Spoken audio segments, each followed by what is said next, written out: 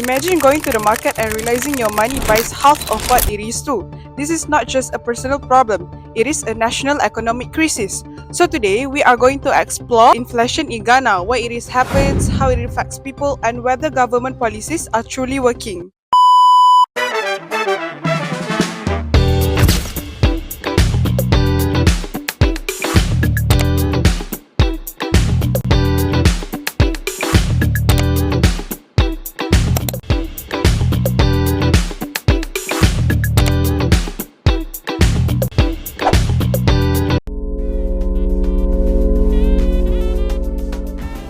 To understand inflation, we must first understand Ghana's economy. Ghana's economy relies heavily on agriculture, fishing, and manufacturing. This country is one of the worst leading producer of high-quality cocoa, while fishing and local manufacturing was to support the domestic needs.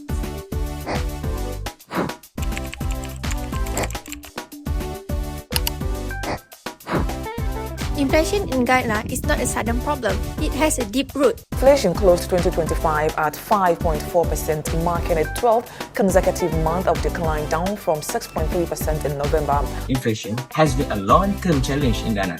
Historically, inflation reached extreme level, even 123% in 1983. In modern era, inflation remains high due to global oil price, currency weakness, and domestic economic pressures. This shows that inflation is not temporary, but is structural.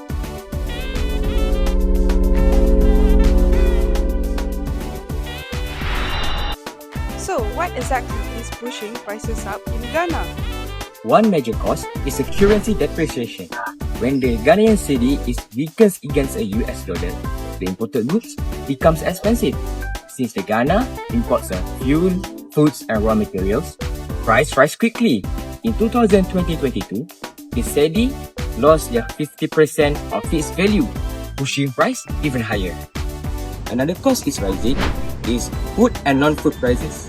The food prices is rise sharply during a lean season, while the global oil price is increased, transport and utility costs. Together, these factors create cost push inflation. Debt stock swelled by more than 70 billion Ghana cedis in the third quarter, with projections showing that the total debt could exceed 700 billion cedis by the end of this year. Last but not least is the political division and rising public debts also weaken the investor confidence, limiting the government's ability to control the inflation effectively.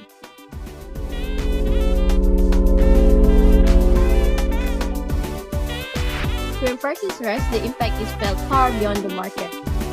Inflation reduces purchasing power, increases inequality, and can lead to social unrest and security risks. In 2022 alone, inflation pushed around 815,000 Ghanaians into poverty. While prices increased by over 15%, wages rose by only about 10%. So, at the same time, government borrowing increased as revenue failed to keep up with spending. Public debt rose to over 17% of GDP, reducing funds for national development.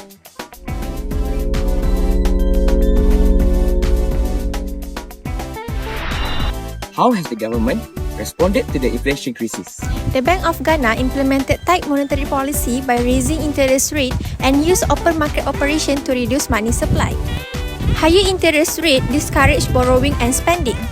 On the fiscal side, the government reduced its spending and imposed higher tax to manage budget deficit. This measure helped to stabilize prices but may also slow the economic growth. Moreover, the government has introduced the direct countermeasure such as anti-hoarding campaigns and compulsory saving to protect consumers, especially during high inflation. Now, let me introduce my own policy recommendation for Ghana's economy. Firstly, the seasonal price smoothing initiative is to ensure a fair farm price and reduce high spike prices during lean season. Moreover, the green cedi industrial rebate is to promote the use of local material to lower demand for foreign currency.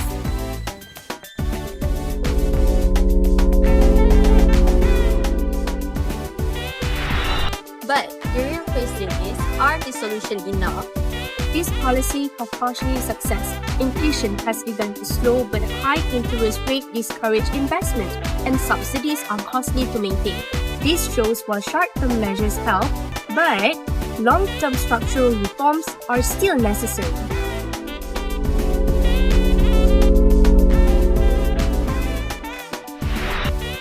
inflation is a serious challenge, but it does not define Ghana's future. In conclusion, inflation in Ghana is a complex and persistent problem. Although government policies have reduced some pressure, lasting stability requires consistent reform, economic diversification, and last but not least, strong governance.